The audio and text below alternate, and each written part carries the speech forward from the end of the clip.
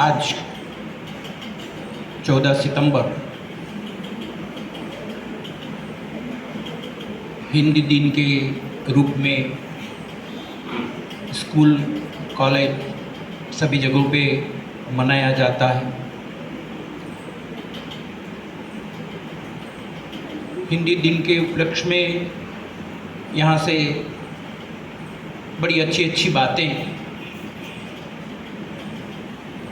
Doctor वाणवी, doctor Solanki दोनों हिंदी के प्राध्यापकों ने की। मैं हिंदी का प्राध्यापक तो नहीं हूँ, इसीलिए हिंदी साहित्य के बारे में जितनी जानकारी वो दोनों अध्यापकों को है, स्वाभाविक रूप से मेरे पास नहीं है। लेकिन जब बात किसी भी देश की राजभाषा की आती है, तब ये बात जानना जरूरी है हमारे लिए कि क्यों ये भाषा को राजभाषा का दर्जा देने के लिए सोचा गया। सोलंकी साहब ने बताया कि मैकॉले 1835 में जो इंग्लैंड ब्रिटिशर्स हमारे देश के सभी इलाकों में हम पर राज कर रहे थे और ये देश को शिक्षा के क्षेत्र में अगर हम नीचे गिरा दें तो उसकी तरक्की नहीं होगी, जो हम कहें वैसा करेंगे, ऐसी उसकी सोच थी।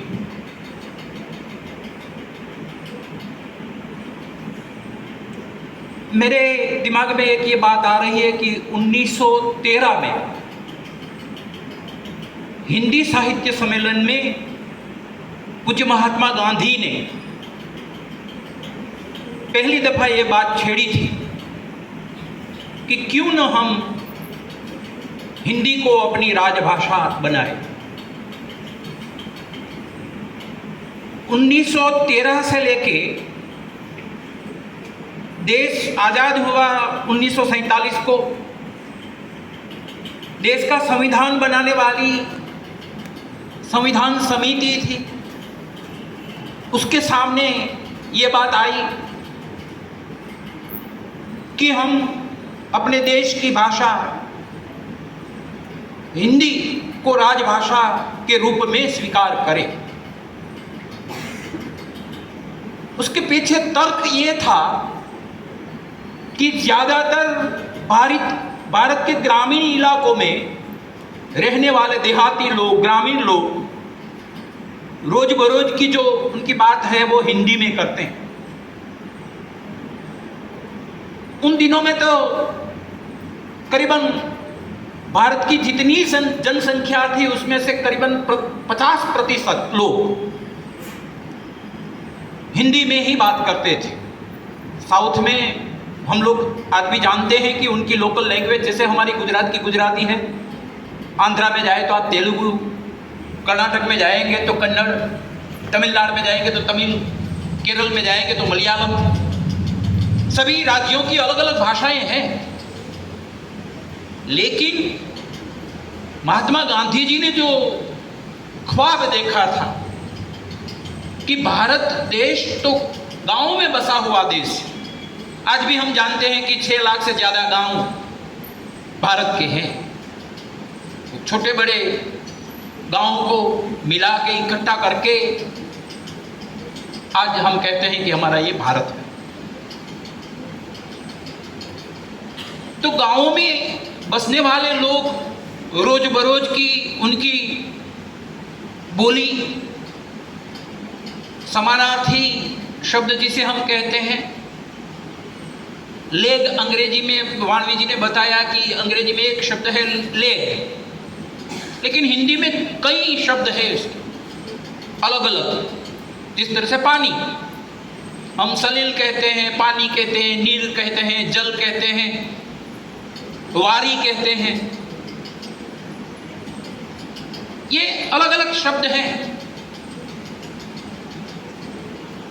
महत्वपूर्ण बात यह है मेरी दृष्टि से, जहाँ तक मेरी अपनी समझ है, कि किसी भी भाषा को अगर राजभाषा के रूप में हम स्वीकारें तो इसका गौरव बनाए रखने की हमारी सबकी जिम्मेवारी रहेगी। हम लोग अंग्रेजी के पीछे भागे जा रहे हैं। अंग्रेजी भाषा बुरी है ऐसा मैं नहीं कह रहा। सब भाषाओं का अपना एक महत्व होता है। आज भी अंग्रेजी इंटरनेशनल लैंग्वेज नहीं है। मैं दावे के साथ कह सकता हूं कि इंटरनेशनल लैंग्वेज इंग्लिश नहीं है। हाँ, दुनिया के अधिकतर देशों में वो बोली जाती है जरूर, लेकिन पूरे विश्व में अंग्रेजी नहीं बोली जाती। मतलब कि दरेक जो राष्ट्र है उसकी अपनी एक अलग भाषा है और सांस्कृतिक धरोहर के साथ वो सब बातें जुड़ी हुई होती है। अपनी भाषा, अपना लिबास, अपना रहन सहन, पढ़ाई का तौर तरीका, वो चाहे स्कूल हो, विश्वविद्यालय हो, महाविद्यालय हो, जो भी हो, बहुत सी चर्चाएं भाषा को राजभाषा के रूप का दर्जा देने के लिए चर्चाएं हुई, संवादे हुए, परिसंवाद हुए और प्रस्ताव रखा गया संविधान सभा के जो लोग थे उसके सामने। ये 1949 की बात है और 1953 से 14 सितंबर को हिंदी दिन के रूप में मनाया जा रहा है। 57 क्यों ये मनाया जा रहा है, उसके पीछे कई उद्देश्य है और मेरे ख्याल से एक उद्देश्य तो यह है कि हम सब लोग, भारतीय लोग, ज्यादातर मैंने अभी बताया है उसी के मुताबिक, सोलंकी साहब ने भी बताया कि वो राजस्थान हो, मध्य प्रदेश हो, यूपी हो, बिहार हो, उसमें से अलग हुए अलग अलग और स्टेट हैं जहां हिंदी में बातचीत की जाती है। बैंक में भी हम जाते हैं तो वहां भी साइन बोर्ड लगे हुए होते हैं कि हिंदी का इस्तेमाल करें। हम वो पर्ची भरे, कुछ आवेदन पत्र दे तो हिंदी में दे, लेकिन अक्सर ये देखा गया है कि ऐसा होता नहीं। या तो हम गुजराती या तो अंग्रेजी में वो सब व्यवहार करते हैं। अपनी पहचान को बनाए रखने के लिए, अपने महत्व को सिद्ध करने के लिए अपनी भाषा का गौरव हमें होना ही चाहिए। आज 14 सितंबर का ये हिंदी दिन इसीलिए मनाया जाता है कि भाषा का गौरव हम बढ़ाएं। कम से कम एक दिन तो हिंदी साहित्य के क्षेत्र में या और कोई भी क्षेत्र में जिसने अच्छा काम किया है उसका हम सम्मान करें, उसको पुरस्कृत करें। छात्र छात्राओं को कम से कम एक दिन तो हिंदी में, पूरे दिन हिंदी में वो बात करें, जैसी भी आए, गलतियां हो कोई बात नहीं, छोड़ो। हम जानते हैं कि हमारी हिंदी कैसी है, ये किसी को कहने की बात नहीं है, लेकिन कम से कम एक दिन तक, पूरा दिन, सुबह उठे रात को सोए तब तक, चाहे वो स्कूल में जाए, कॉलेज में जाए, अध्यापकों से मिले और लोगों को मिले, परिवार के सदस्यों को मिले। ऐसा नहीं हो सकता कि पूरे दिन हम हिंदी में बोले। सीरियल, फिल्में तो हम हिंदी में बहुत सी देख लेते हैं, समझ भी लेते हैं। तो 365 दिन में से सिर्फ एक दिन, चाहे आप गुजराती साहित्य पढ़ रहे हो, चाहे सोशियोलॉजी, समाजशास्त्र पढ़ रहे हो, चाहे और कोई विज्ञान पढ़ रहे हो, इंजीनियरिंग में हो या मेडिसिन में हो, लेकिन एक दिन कम से कम ये तो हम तय कर सकते हैं। और इसमें कोई दूसरों की इजाजत लेने की जाने की जरूरत नहीं है। ये हम ही तय कर सकते हैं। अक्सर हमारे यहाँ तो ये कहा गया है कि सोलंकी जी ने बताया कि त्रिस्तरीय भाषा का प्रयोग का सुझाव महात्मा गांधी ने रखा था कि जिस भारत के राज्य में जो वहाँ की राज्य की जो अपनी भाषा है, प्रारंभिक शिक्षा उसमें हो। गुजरात में पैदा होने वाले बच्चे शुरू में गुजराती में पढ़े, आगे जाके वो चाहे विद्यालय या विश्वविद्यालय में जाए, हायर एजुकेशन जिसे हम बोलते हैं, उच्च शिक्षा जिसे हम बोलते हैं, वहाँ पढ़ाई का माध्यम अगर अंग्रेजी हो तो इसमें कोई हमें तकलीफ नहीं है। लेकिन घर में सब गुजराती बोलने वाले लोग, परिवार के सभी सदस्य गुजराती बोलते हैं और बच्चा इंग्लिश मीडियम में पढ़ रहा है। कभी कभार तो ऐसा होता है कि बच्चे ने जो बात अपने पेरेंट्स को बतानी है वो बताता है, पेरेंट्स समझ नहीं पाते। और मैंने एक दफ़ा कहा था कि इंग्लिश मीडियम स्कूल में पढ़ने वाला एक छोटा बच्चा घर पे जाता है, उसकी नोट्स में HW लिखा है और लिखा है 100 टाइम्स, 1 to 100, HW 1 to 100। मतलब कि उसको होमवर्क में स्कूल से दिया गया कि 1 से लेके 100 के अंक लिखे, लेकिन वो बच्चे के परिवार के जो सदस्य थे जो उसकी पढ़ाई के बारे में थोड़ा चिंतित होंगे, उसने इंटरप्रिटेशन क्या किया कि हमारे बच्चे को H और W लिखना आता नहीं है, इसीलिए उसको 100 बार लिखाया जाए। होमवर्क शॉर्ट फॉर्म में लिखा HW 1 to 100। बच्चे के दिमाग में पिक्चर क्लियर था, जो उसको स्कूल में बोला गया उसी के मुताबिक उसको काम करना था। लेकिन परिवार के सदस्यों ने H और W 100 बार लिखवाया और दूसरे दिन स्कूल पे भेजा। स्कूल की जो उनकी टीचर होगी, उसको बच्चे को पढ़ाने वाले जो टीचर होंगे, उसने उसका होमवर्क की जो नोट्स थी वो देखी। वो टीचर हैरत में रह गए कि ये क्या लेके आया तुम, क्या होमवर्क दिया था तुम्हें? तो बच्चे ने बोला कि सर ये नोट है HW 1 to 100 और मेरे पेरेंट्स ने ये लिखवाया है। तो 100 दफा में H लिख के आया हूं, 100 दफा W लिख के आया हूं। आज कई जिस तरह से कम्युनिकेशन गैप होती है ना, वो बात 2 कप टी वाली इसी तरह से होता है। जब हम किसी से बात करें,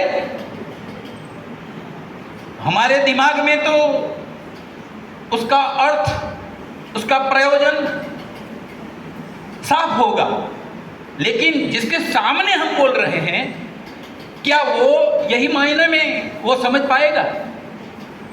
एक गांव का गंवार अनपढ़ लोगों के सामने अगर हम कॉलेज में पढ़ रहे हैं तो बड़ी बड़ी बातें करेंगे, इंग्लिश में बोलेंगे, हमारा इंप्रेशन अच्छा पड़ेगा। और उनके साथ अगर ऐसी भाषा में हम बात करेंगे तो क्या होगा इसका नतीजा? सक्सेसफुल कम्युनिकेशन जिसे बोलते हैं वो नहीं हो पाएगा।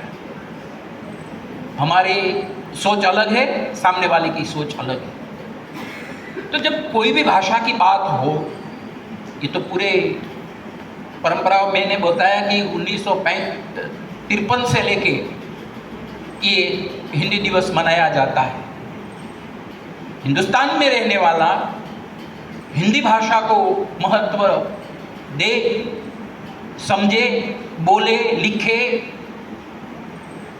और गौरव से कहे। रसिया का प्राइम मिनिस्टर अगर पुतिन इधर आएगा तो वो कौन सी भाषा में बात करेगा? इंग्लिश में नहीं बोलेगा। उसको इंग्लिश आती है लेकिन नहीं बोलेगा। वो क्या, कौन सी भाषा में बात करेगा? वो रशियन भाषा। जापान का प्राइम मिनिस्टर आएगा तो वो जापानी में बात करेगा।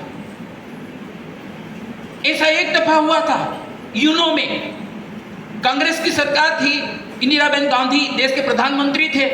यूनो की महासभा को संबोधित करने के लिए अटल बिहारी वाजपेयी को वहां भेजा गया था और अटल बिहारी वाजपेयी ने यूनो में सबसे पहले हिंदी में अपनी बात रखी थी। विरोध पक्ष के अटल बिहारी वाजपेयी थे, शासन तो कांग्रेस का था, लेकिन इंदिरा बेन गांधी जानती थी कि अटल बिहारी वाजपेयी में क्या ताकत है। भारत के प्रतिनिधित्व के रूप में उसको जब यूनो में भेजा, तब वहां जाके अटल बिहारी वाजपेयी भी अंग्रेजी जानते थे, LLB किया था, पढ़े लिखे थे, कोई अनपढ़ नहीं थे, लेकिन उसने अपना वक्तव्य अंग्रेजी में नहीं दिया, हिंदी में दिया। इसके पीछे भी ये वजह थी। मेरी 51 कविताएं, अटल बिहारी वाजपेयी की जो किताब है, बड़ी बड़ी किताबें भी लिखी है, कविताएं भी लिखी है।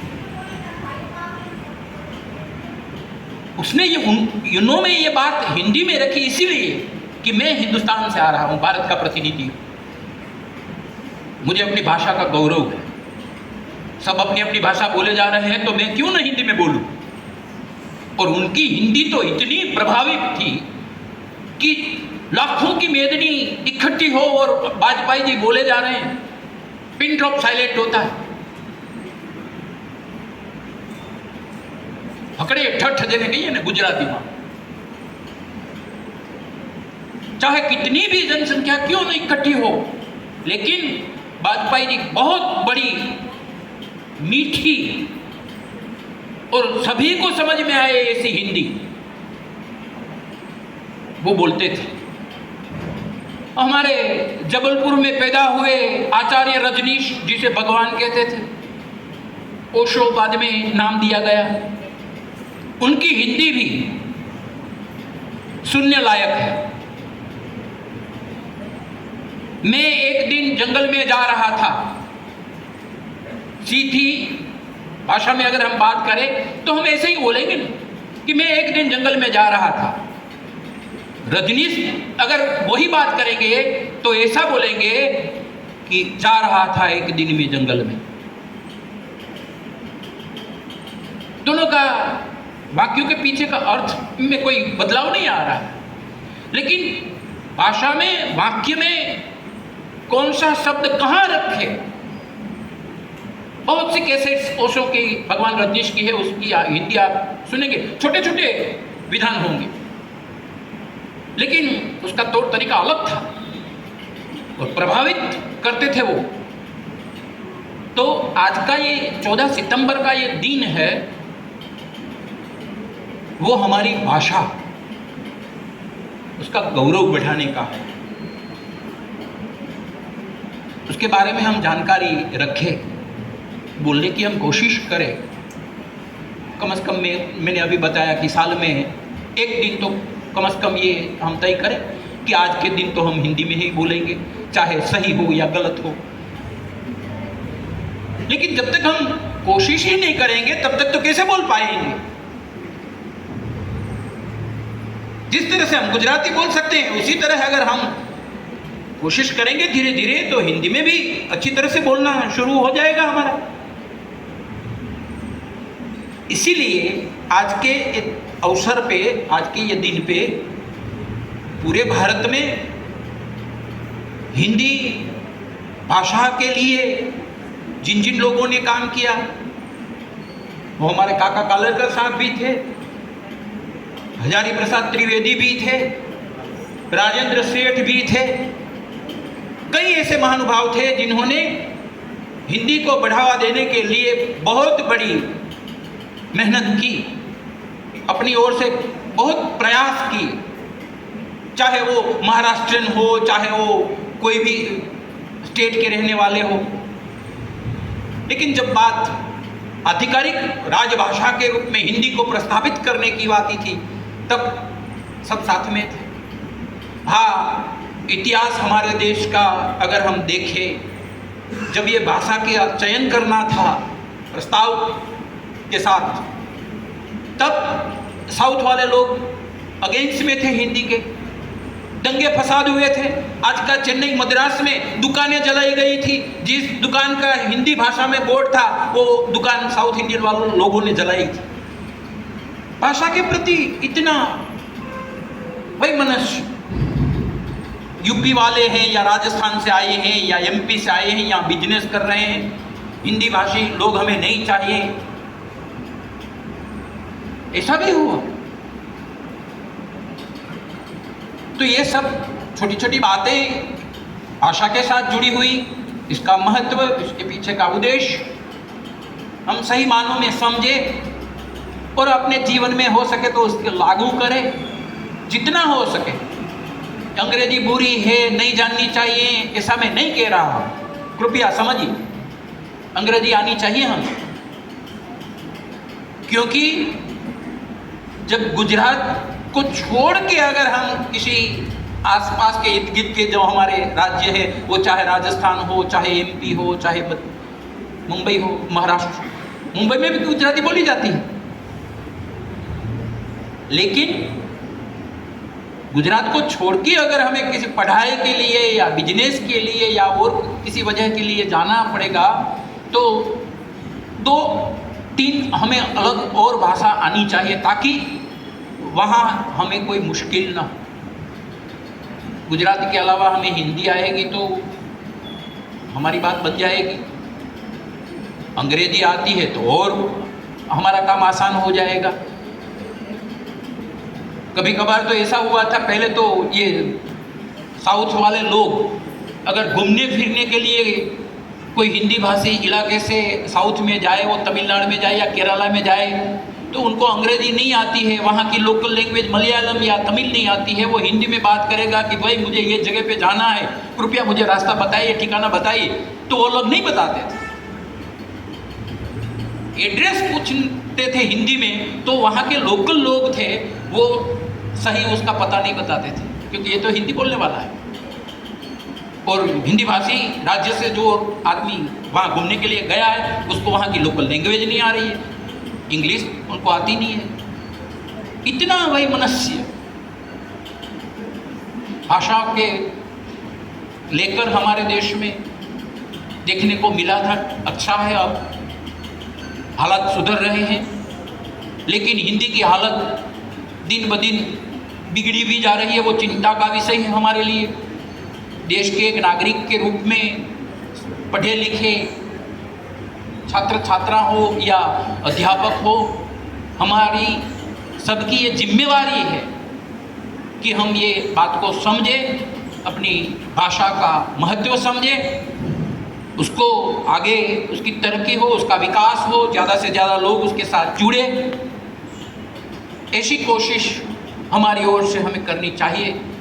मेरे ख्याल से इस उद्देश्य को लेकर और कई उद्देश्य इस दिन को जब हम मनाते हैं तब उसके पीछे हैं, लेकिन एक बात तो ये साफ साफ है कि हम अपनी भाषा जो हिंदी को लेके जो हालत पहले थी, आज जो हालत है, उसका फर्क समझकर हमें क्या करना चाहिए उसके बारे में हम सोचें। किसी भी चीज को अगर जीवित रखना है, आंगन में एक पौधा जमीन में हमने बोया है, उसको अगर पानी नहीं पिलाएंगे, खाद नहीं देंगे, सूर्य प्रकाश उसको नहीं मिलेगा तो वो मुरझा जाएगा, सूख जाएगा। उसको जीवित रखने के लिए उसको खाद देना पड़ेगा, पानी देना पड़ेगा, उसको सनलाइट सूर्य प्रकाश मिलना चाहिए। उसी मुताबिक हम अपनी भाषा के बारे में भी सोचें। और बाकी सब अच्छी अच्छी कविताएं, मुंशी प्रेमचंद जी जो कहानीकार उपन्यासकार के रूप में थे, वो उसकी कविता भाणवी जी ने बहुत बढ़िया सुनाई। हम डॉक्टर सोलंकी ने हिस्ट्री बताई हिंदी भाषा को लेके, और मेरे दिमाग में जितनी बात आई मैंने आपके सामने रखी। पहले ही इसीलिए मैंने बता दिया था कि मैं कोई हिंदी का अध्यापक नहीं हूँ, मैं तो मनोविज्ञान का अध्यापक हूँ। हाँ, लेकिन यहाँ जो बैठी हैं लड़कियाँ, उसको भी पता होगा जो मेरे पीरियड में बैठती हैं। मैं क्लास में भी हिंदी बोलता हूँ, मनोविज्ञान की बातें भी मैं हिंदी में रखता हूँ। ये इसीलिए मैं नहीं रखता हूँ कि मेरी वाहवाही हो, ये नहीं है, इसके पीछे की वजह ये नहीं है। मनोविज्ञान को पूरा मैं हिंदी में पढ़ा सकता हूँ, पूरा का पूरा पीरियड, पूरा पेपर, पूरा सिलेबस। लेकिन आप तो गुजराती माध्यम में पढ़ने वाले हैं, लेकिन साथ में ये बोलने में भी अच्छा लगता है। हिंदी भाषा कितनी मीठी है, सुनने में, बोलने में मजा आता है। इसीलिए मैं अपने आप को कभी कभी नहीं रोक सकता और हिंदी में भी बोलना शुरू कर देता हूँ। तो आप भी कोशिश कीजिए। थोड़ा बहुत शुरू में कठिनाइयाँ होगी, लेकिन धीरे धीरे आपकी कोशिश जारी रहेगी तो एक दिन ऐसा आएगा कि आप अच्छी तरह से हिंदी बोल पाएंगे। 14 सितंबर का ये दिन मेरे ख्याल से ऐसा कुछ हम सोच ले कि आगे आने वाला 2023 का 14 सितंबर का दिन जब हिंदी दिन के रूप में मनाए, तब आप में से कई बहनें यहाँ के हिंदी में बोले, कुछ हिंदी भाषा के बारे में बोले, और एक दिन तो पूरी कॉलेज में सब हिंदी में बात करें। ये हो सकता है, ये कोई कठिन काम नहीं है।